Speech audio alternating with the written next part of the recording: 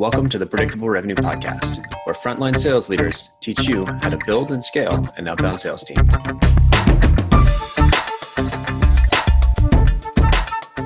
Hey everybody, today we're joined by a guest that I've been looking forward to for a few months now. He runs this invite-only sales community that I somehow managed to sneak an invite into.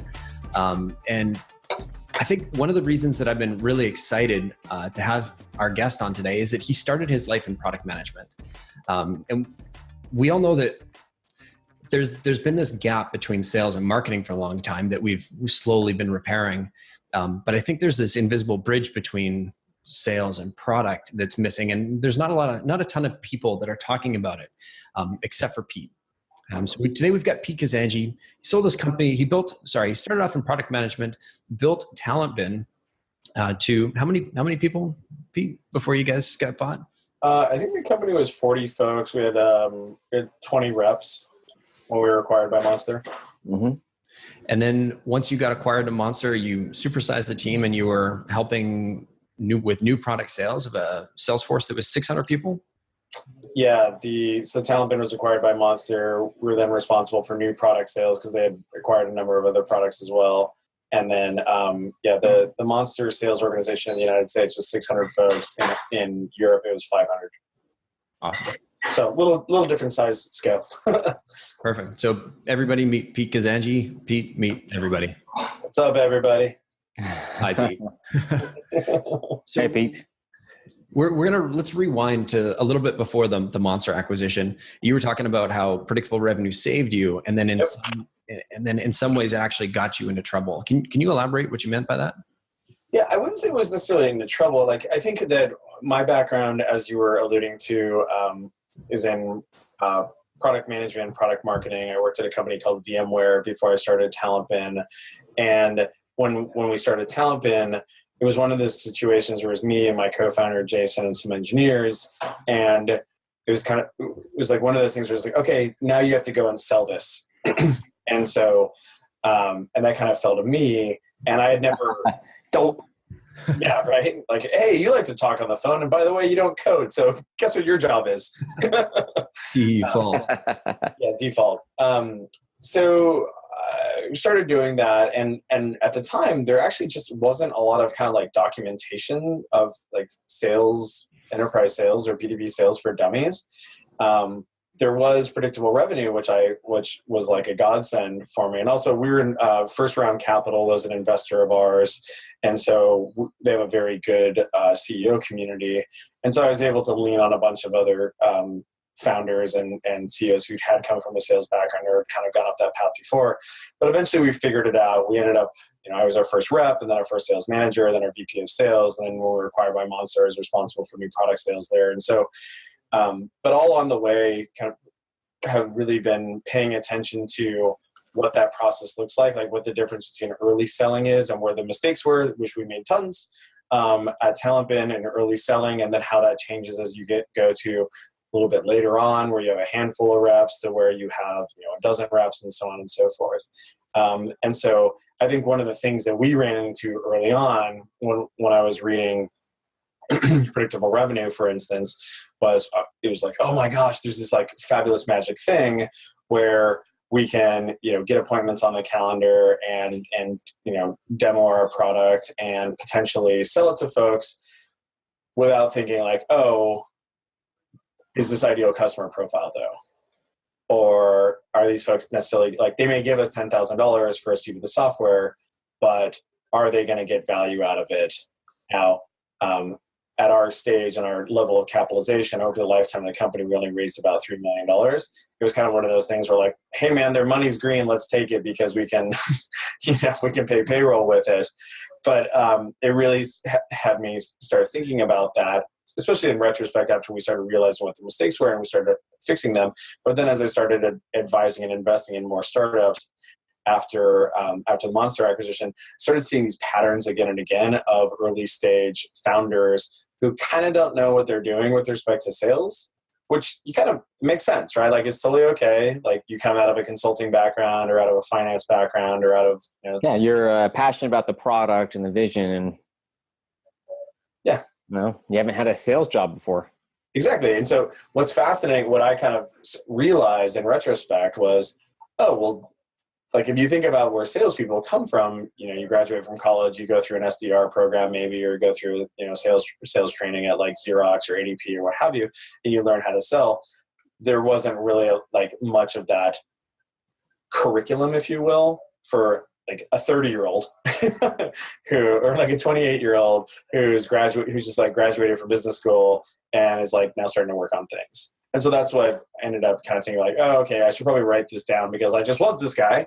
And, so I have a lot of these mistakes, and I've now seen the solutions, and I've seen these patterns with other folks. So I should just write this down, and we'll call it founding sales. And Aaron says I need to have a public deadline because having a sign up page on foundingsales.com is not sufficient right now. So I'm going to do that after this this podcast.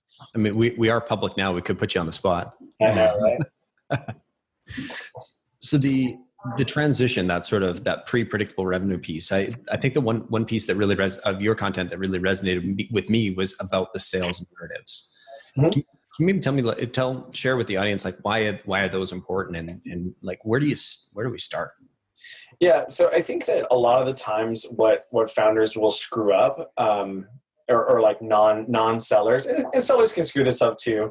Mark Roberge has this great phrase that he talks about like the show up and throw up, where you're just like, and then you've got this feature, and then here's this feature, and then here's this feature, and the prospect's like, what does this matter to me? And I think you get the same thing going on with founders or technologists where they're like, I've made this thing, it's so neat, exciting, right? And I want to show it to you without thinking about it from the standpoint of like, what's the problem it's trying to solve? What's the pain that the user cares that the prospect? It uses AI. Oh my God, it's got big data and AI. And machine learning. Yeah, exactly.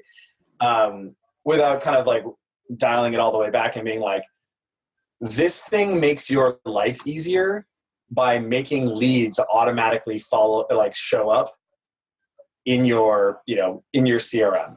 It's called HubSpot, right? Or this thing makes your life super easy by making it such that you never have to have that awkward moment at the beginning of a sales presentation where they're downloading GoToMeeting or WebEx or whatever. It's called ClearSlide or what.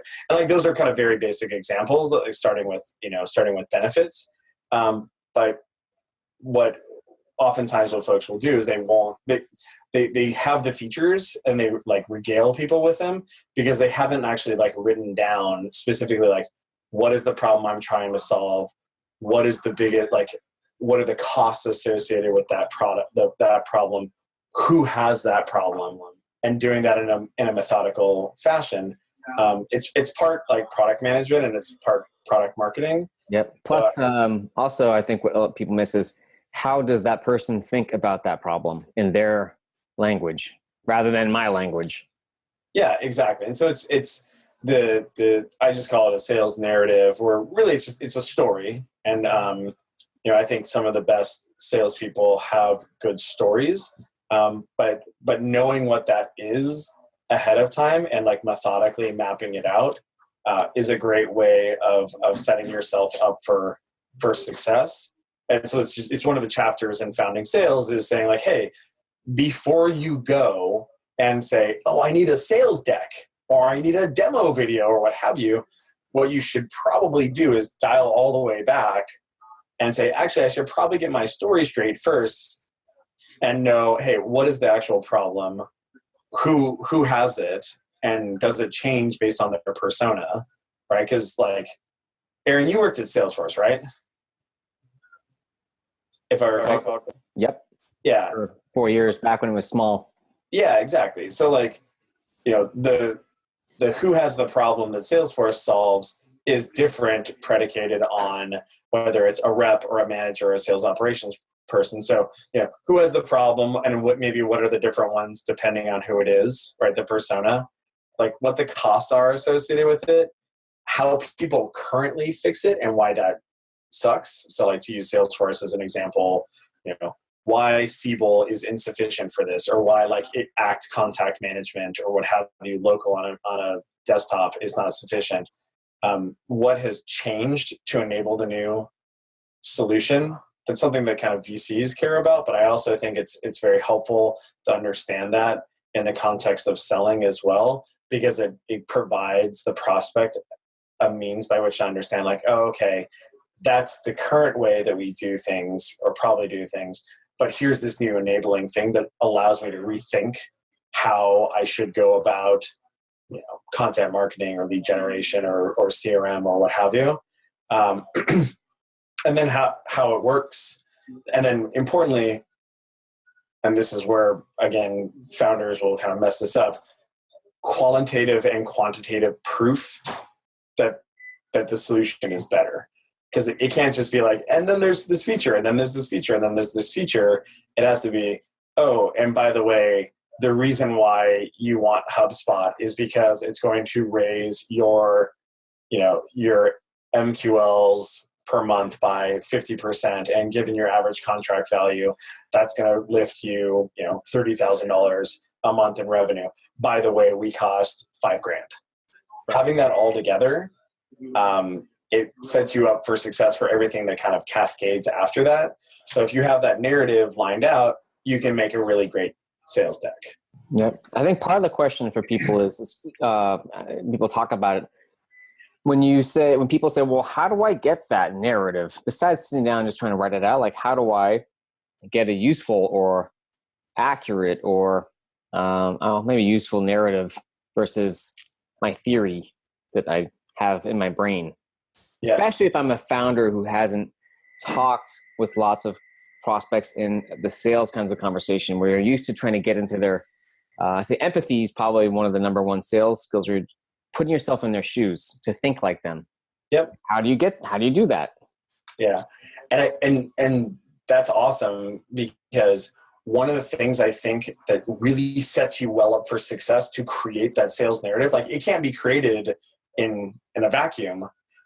One of the ways you do that is by having done very good customer research from the get-go. So one of the things, Eric Ries talks about this in Lean Data, and Steve Blank talks about this in Startup Owner's Manual. There's also a really good article on First Round Review called Get in the Van. It's by this guy named Michael Sippy, who used to be a product leader at Twitter. It talks about going and doing good product research ahead of time. And this is just product management work. So you go and you approach folks and say, like, hey, how do you attract customers to your website to register right now? Oh, well, the way I do that is by blogging, but then, getting distribution on it is really hard.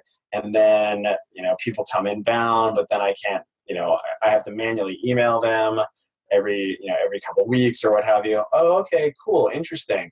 Well, what if we had a means by which you could blog really easily, and it could get distributed very easily across all your social properties and other things, and maybe even pay for distribution as well.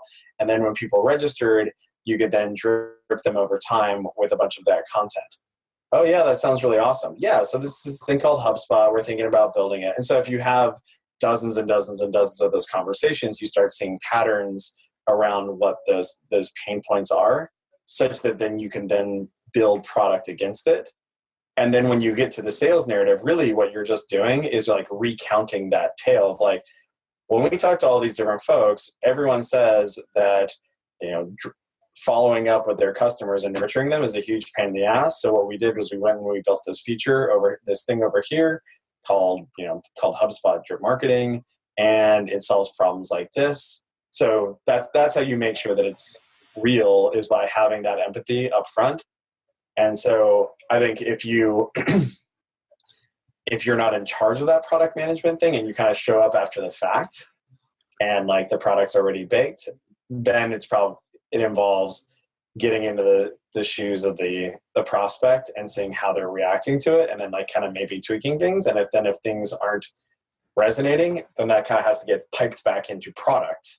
Mm-hmm. Right? Because if the product is literally not resonating with folks, then us having a sexy sales narrative is not super helpful, because we could sell it, but then they're probably not going to get value out of it, and they're going to churn out anyway.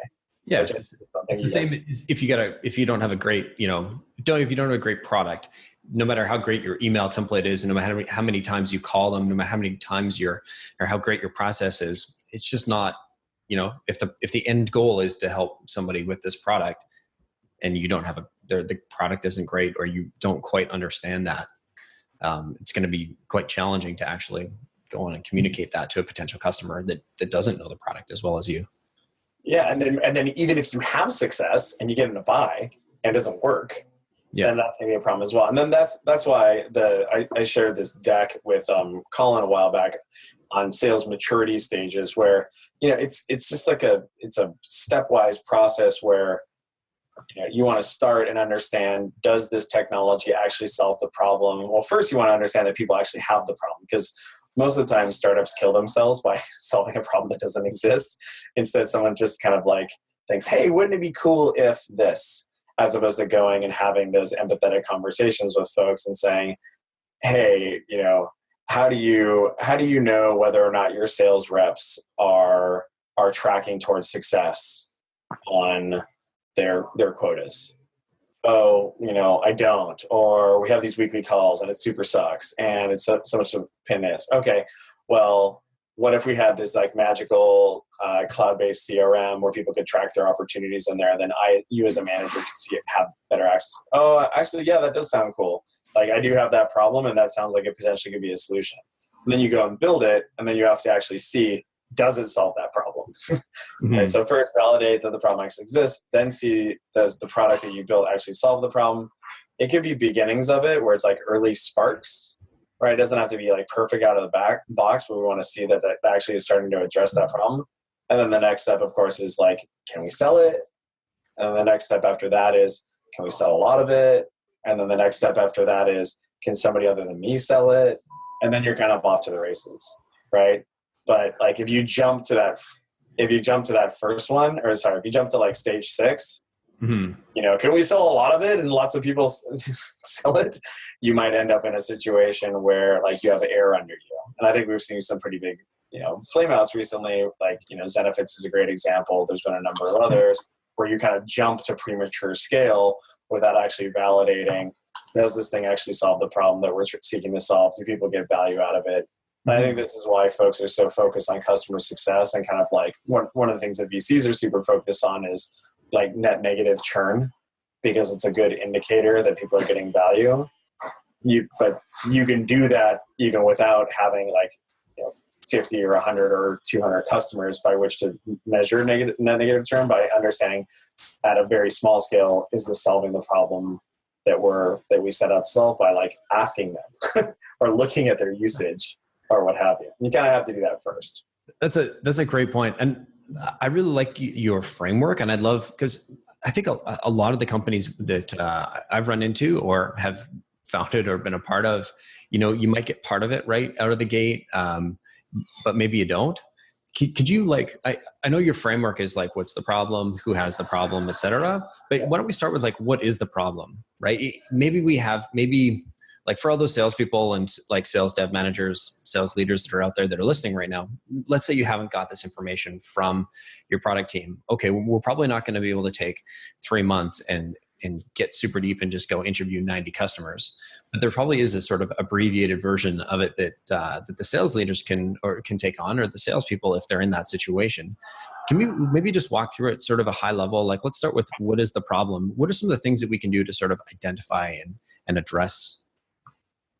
Well, ideally, depending on the size of the organization, you'd want to make sure that, or you should be able to get this from product management, or because they literally built a product to solve this problem, right? And if they didn't, we've got bigger problems. Yeah. But frequently what will happen, I see this kind of failure mode happen a lot too, where you have sales organizations who haven't been sufficiently enabled with materials and what have you.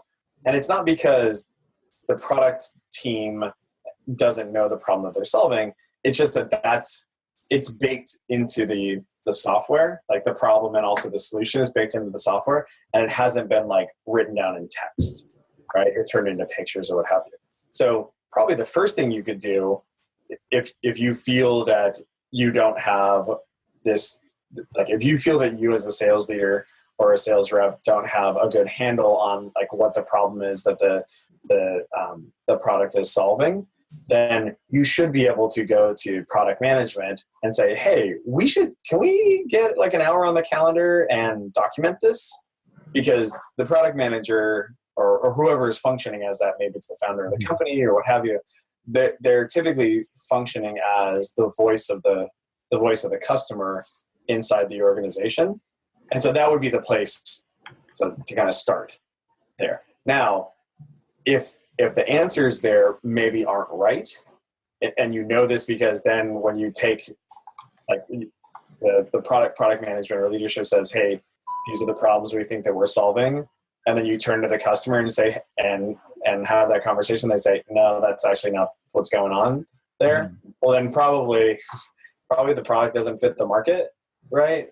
And so that information needs to be brought back to the product org in order to say like, yeah, we keep going and talking to these customers and saying like, hey, we think you have this problem right here, or we go through discovery in order to figure out whether they have this problem, and lo and behold, they keep saying they don't.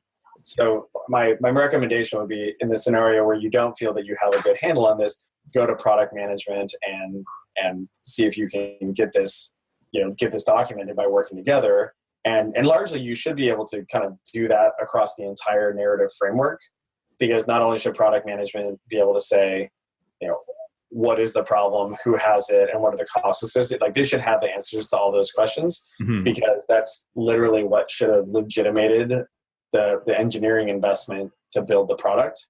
And then if they don't have that, or if some of those answers are like bouncing off the customer's foreheads, then that needs to come back into product management so you can actually have a product that resonates. Yeah. Yeah. I mean, I think like we've run into a couple organizations that they might not have a product management function. They might have, maybe they did in the early days and that person's not there. Maybe it was the founder and they grew up and now it's been, grew up into the CEO or whatever. And now it's been, years since somebody's done this. So if an individual like sales leader or salesperson had to go out and like, let's pretend there's no let's pretend there's no product management org. Right. How do we do like the abbreviated version of this? Like, can we walk through each of the steps and just say, That's really interesting. I mean, that's an interesting question. Let's think about that. So like, so then my first recommendation would be, who would be the alternative proxy for that in the organization, whether it's the CEO or what have you. Maybe it's like the CTO or engineering or what have you. But if that's not there, okay, I can totally see that. So then maybe the way that you could then go and backform this and kind of like rediscover it would be by probably engage. My hypothesis there would be by engaging with your best customers and kind of understand like, okay, cool, like you bought and you're still around and you keep renewing and you're high NPS or what have you, or like you're the best of our best. Like, what is the problem that you've hired our product to solve? Right. And like, who are you? Yeah. And who are the other people who have this, whose problems this solves in your organization? And because I think then essentially what you're doing is you're kind of doing customer research in reverse after the product has already been deployed. So I think that could be like a good way of going about that. And your CS apparatus could probably help you with that for sure. Gotcha. And so the steps are basically like, what is the problem that we're solving for you? What is the job? Is that Clay Christensen and his like milkshake video is? Oh, right. Yeah, exactly. Yeah. Okay. So what is the problem?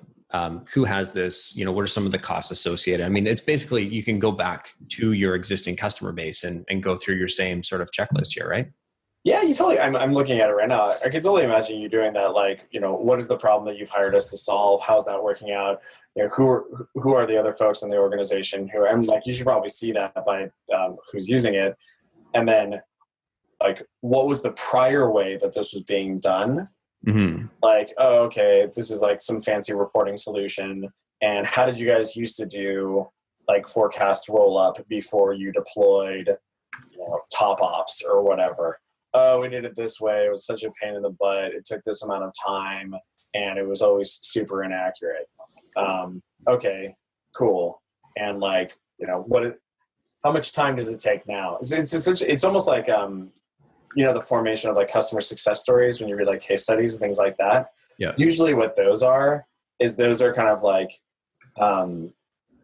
point examples of like your sales narrative. It's usually framed as like problem, solution, outcomes. Like if you go to any organization's, customer success stories, usually like large organizations like a HubSpot or a NetSuite or something like that, and you read through theirs, usually what will happen is they'll be focused on specific types of customers. Like, this is a customer success story about a mid-market finance company.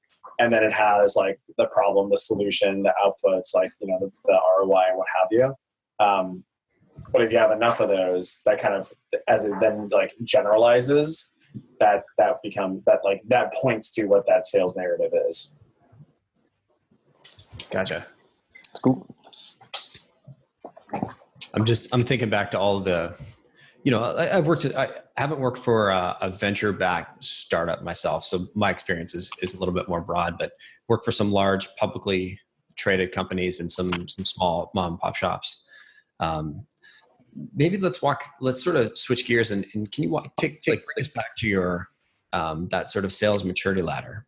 Because I think that was the other sort of piece that really stood out, and we can share that maybe with your permission, after this article, and just as a way of identifying like where are the soft spots in your story, or the soft spots in your sort of our understanding as a sales team.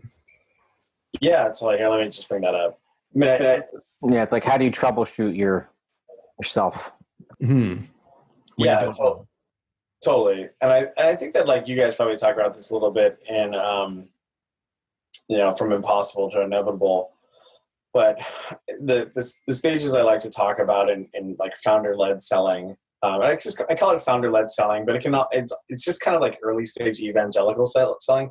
Ideally, the founder is probably doing it first, because if you bring on a bunch of sales reps, or even like some sales reps before you even know it can be sold, like it's going to be tough to have somebody who's not super intimate with the product and the problem selling this to start. So that's why I recommend that founders start out as the initial sellers. But usually what it is, it's like, hey, we have to have an existence proof of value creation.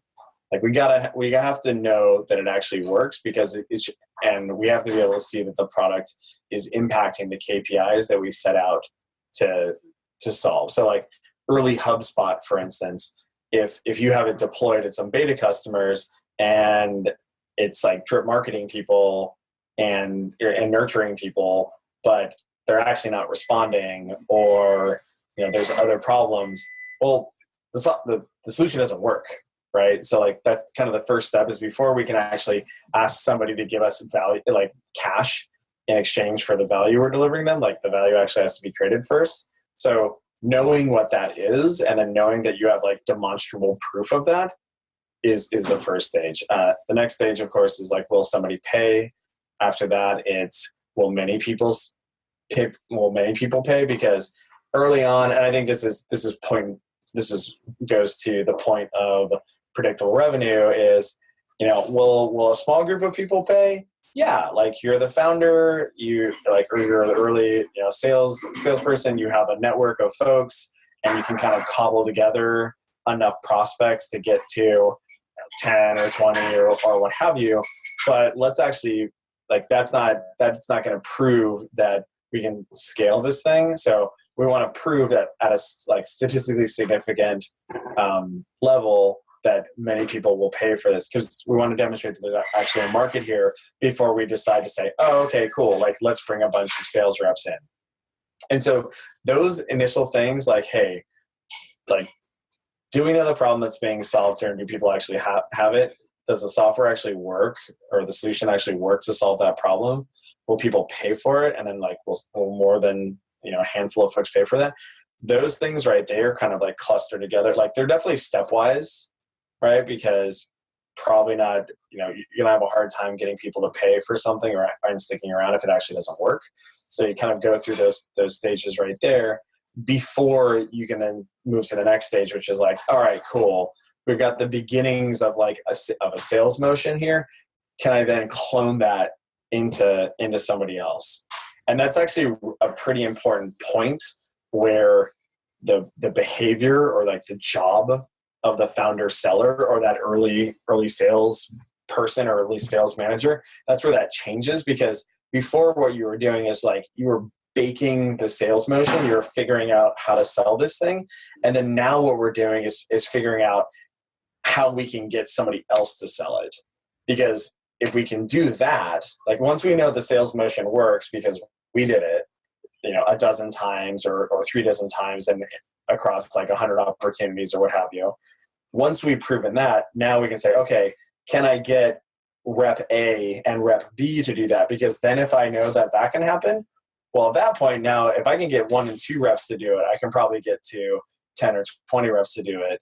And now that's a real business. And so the important thing right there at the initial, I call it, value exchange specialization and abstraction. So like, getting somebody else who's not the founder to sell that, the job changes from being figuring out how to sell it to making sure that you can get somebody who's not you to sell that. And so that's where getting it out of your head and getting it into materials, whether it's Google Documents or slides or demo videos or demo scripts or writing down what the ideal customer profile is, that's kind of part of the job there, is like getting it out of your head, getting this sales motion software that you've been developing as you've been going through this initial selling behavior, getting that out such that somebody else can ingest it, A, and then B, making sure that those folks are ingesting it, mm-hmm. and then being able to action it. Right? Like you're writing the play the first time, and now it's like, okay, cool. I'm no longer running this play and doing the actual blocking myself. I'm standing over here, or I'm going to get down to my 3-point stance, and I'm going to do the play first, and then I'm going to stand back and say, now you. And then you're going to do it until we've proven that you can do it successfully. And so that's like a very important juncture there, where you want to prove that you can do that with 1 or 2, start with 2 reps, right? So you can have some competition going on. But if you like jump ahead of that and say, actually, I've sold 10 of these, let's hire 20 reps. That's probably not going to be great, because getting somebody else to sell this thing and like essentially teaching them and being the personal trainer for them, if you're spreading that across 10 people or 20 people, it's very much like boiling the ocean, as opposed to saying like, no, let's really nail this right here for these 1 or 2 folks. There's going to be all sorts of like screw ups while you're doing that. But the good news is like now you're baking it's like you're baking a sales management motion as opposed to the sales motion. And you're saying, oh, okay, cool. For the next cohort of reps we bring on, we have to avoid these things right here because they were super confusing or didn't work. Mm-hmm. Or we have to have them do these exercises instead, because that's when we finally started doing that with these 2 reps, that's where they really hit a seam. So that's like a really important kind of like linchpin there, because when you nail that, now you can scale up. Because if you can bring on 2 folks and like you bring on another 2 folks and like lo and behold, they ramp much more quickly than those initial 2 folks. Well, now you're in a pretty sweet spot, because you can now potentially parallelize a lot more muscularly. And at that point, like now you're kind of, it's probably a good idea to bring in professional sales management at that point, because like you as a founder can probably move on to something else. But it's getting those initial kind of things set up for success before you hit the gas, mm-hmm. Is important, because if you don't, and you see this again, like, I don't mean to pick on Zenefits, there's like tons and tons of examples of this, but if you haven't proven that you can do this at small scale with a handful of reps who then get to success and are attending every month or every quarter or what have you, and they're bringing on customers that get to success and don't churn. If you don't do that, what you could potentially be doing is, hey, I'm going to bring on 10 reps, each of whom cost me $10,000 a month. And so now my burn, I've got $150,000 in sales rep burn per month. And I realized 6 months later, like, oh, they actually didn't bring any business in. Well, you probably should have, like, oh, that was a really unpleasant $750,000, like, whoops. Yeah, exactly. But so get it tight, before you pour on the gas, right? Like, make sure the cylinders are firing correctly before you pour a bunch of gas through there, because if the engine's pinging and like, the mixture's too rich or what have you, choose your metaphor or what have you, it's just not good for the organization, and you're gonna burn cash and potentially create your company. Right. So like those are kind of the steps there, and what folks oftentimes do is the anti-patterns are trying to jump too far ahead, where you actually don't know that it works and you're trying to sell it. Like, that's just going to bite you in the ass, because people will churn out. Your reps won't have success. They're going to leave, etc. And that's usually the most common case, is like not doing the work required in order to set these folks up for success, because it's hard. It's like, it's actual work. It's so much more easier and attractive to say, oh, let's just like hire 10 reps and they'll figure it out. But the downside of that is like pretty large. So then all you have to do is hire people instead of actually like engage the brain. Yeah, but then like if you you churn through, like, then think about your, like, reps are kind of like customers, right? Yeah. If you hire 10 reps and you fire 5 of them 4 months later, but they were on a draw, like, think how like aggressively, like, think how bad that is for your organization.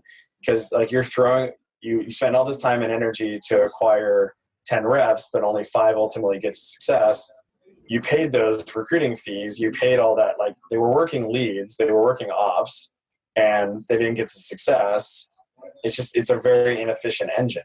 And there's no excuse to do that nowadays, because like we should have good sales instrumentation. And if you do a good job of doing the work up front, such that that the sales motion does work because you've done it, and then you have it well documented and in a way that other people can ingest it and you can get them to success, this is such a better way of going about things, because like the organization now is just hitting all engines, or all cylinders, excuse me.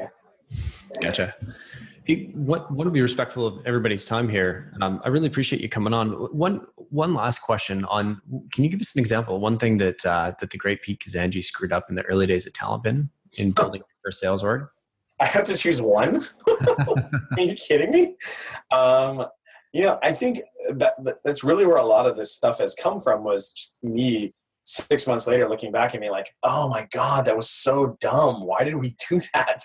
And then seeing it in companies that I've invested in and be like, you're about to do that thing that I did that was super stupid. Stop that. Right. I think probably the biggest examples I've seen is like, one, being resistant to selling yourself. Like, just do it. It's not magic. It is a craft that can be learned. There are some people who have natural skills at it, but it's a skill that can be acquired. So first, do it. Second, do it in a stepwise fashion. So actually, like, make sure that you're focused on ideal customer profile folks that are going to get success, that are going to get value out of your product. This is something that's an issue more and more of late, where you have these accelerators like YC, where early on it's great, everyone's going to sell to each other, because then we're going to go to demo day, and lo and behold, oh my God, everyone has so many customers. Look at this customer growth. It's crazy. Hey, investors, you should pay up. And then, like, lo and behold, 6 months later, like, all those customers churn out because like they weren't getting value out of the solution.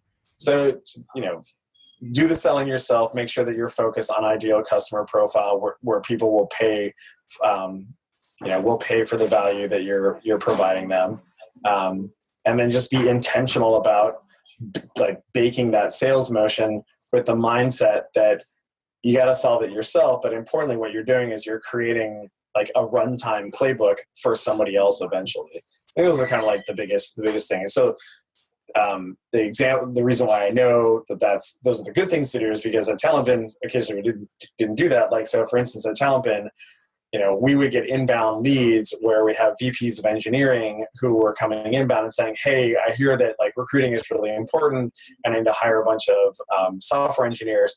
Can you sell us your software? And so we would say, like, yeah, like we'll totally take $10,000 from you in order to sell the software. The problem was, what we should have said was, cool, how much time are you willing to dedicate per day to hiring or to recruiting? And pretty quickly you start realizing that a VP of engineering is not going to be spending his or her time sending outbound emails to software engineering candidates.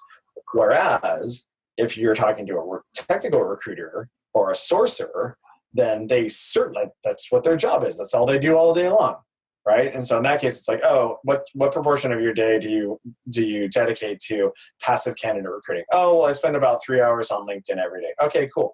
Why is that unsatisfying? Well, nobody responds to emails, and the profiles don't have a lot of information on it. Oh, okay, cool. Well, we've got this magic tool that has 5 times the search results of LinkedIn, has personal email addresses, and has drip marketing baked into it as well. It'll cut that time down from 3 hours to like 15 minutes, and you'll get better results. Does that sound good? Yes, take my money, right? So like that should be the conversation. It should not be the VP of engineering like, oh, I hear that hiring's important, so will you sell this to me?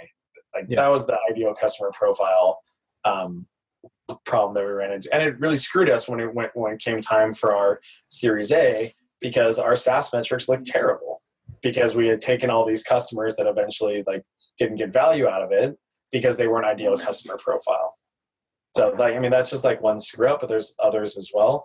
But if you're intentional about like going through a stepwise methodology to bait your sales motion, you'll avoid those, and that'll be good. Man, that would have saved me like 2.5 years. Where were you in 2011? It would definitely saved us like 12 months. I think we were lost in the desert for 12 months for sure. Yeah. Pete, can't thank you enough for coming on today. Thanks, guys. We're going to share a summary of this post in the show notes. We'll wrap up some of your narrative framework. But can you tell our listeners, where can they find out more about you and about your book that's coming out? Just Google me. I'm the only Peter Kazanjy around. But if you can spell it. Yeah, Google will autocorrect it. Nice. You can go to foundingsales.com. You can drop your email address in there. You'll get a notification when the book comes out. You can follow us on Twitter as well, which is this weekend. Yeah, this weekend. Right on. Well, thanks again, Pete. It's been great. Killer, guys. All right, I'm gonna bounce. Okay. Thanks. All right, Pete. Thanks, buddy. Yeah. Bye, Aaron. Good to see you, man.